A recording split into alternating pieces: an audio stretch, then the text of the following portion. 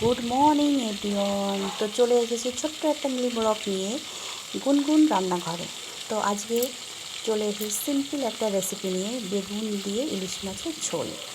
তো চলুন দেখে নেওয়া যাক এই বেগুনের দিয়ে ইলিশ মাছের ঝোলটা আমি কী করে রেসিপিটা করি। তো চলুন দেখে নেওয়া যাক। তো এখন ইলিশ মাছগুলো আমি তুলে নিই। তো এই ইলিশ মাছ ভাজার তেলের মধ্যেই আমি দিয়ে দেবো এক এক করে। একটা দিয়ে দেবো শুকনো লঙ্কা, একটা তেজপাতা, একটু নেড়ে নেব।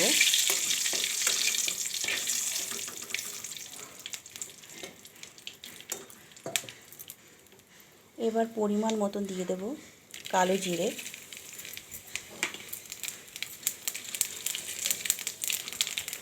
কালো জিরেটা মোটামুটি একটু নেড়ে চেড়ে নেবে। তারপরে দিয়ে দেবো একটু টমেটো। এখানে আমি একটা টমেটো নিয়েছি।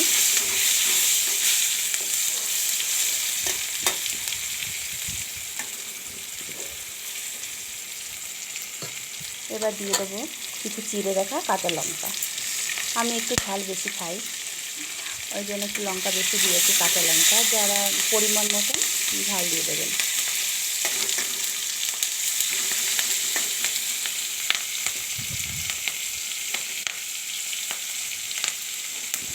এবার পরিমাণ মতন দিয়ে দেবো জল।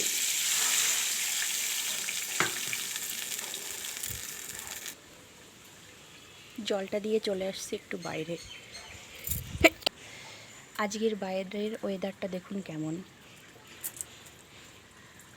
লাগছে আজকের বাইরের ওয়েদারটা। আমার তো খুবই ভালো লাগছে, আবার সময় সময় ভালোও লাগছে না। এবার পরিমাণ মতন দিয়ে দেবো একটু লবণ। এটা আপনাদের স্বাদ অনুযায়ী দেবেন। আর কিছুটা দিয়ে দেবো হলুদ গুঁড়ো।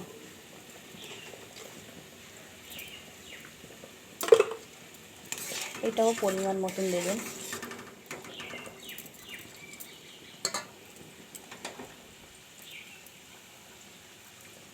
ভালো করে জলটা ফুটে গেছে। এবার এখানে দিয়ে দেবো বেগুন আগের থেকে যে ভেজে রেখেছিলাম বেগুনগুলো এবার দিয়ে দেব।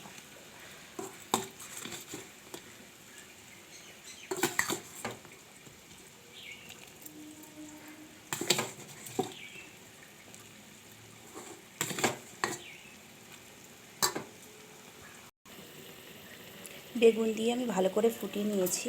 এবার মাছগুলো এক এক করে ছেড়ে দেব।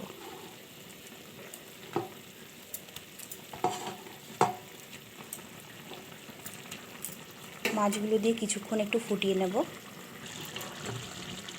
তো এখানে আমার ইলিশ মাছের কালো জিরে দিয়ে পাতলা ঝোলটা হয়ে গেছে। এবার নামিয়ে নেব।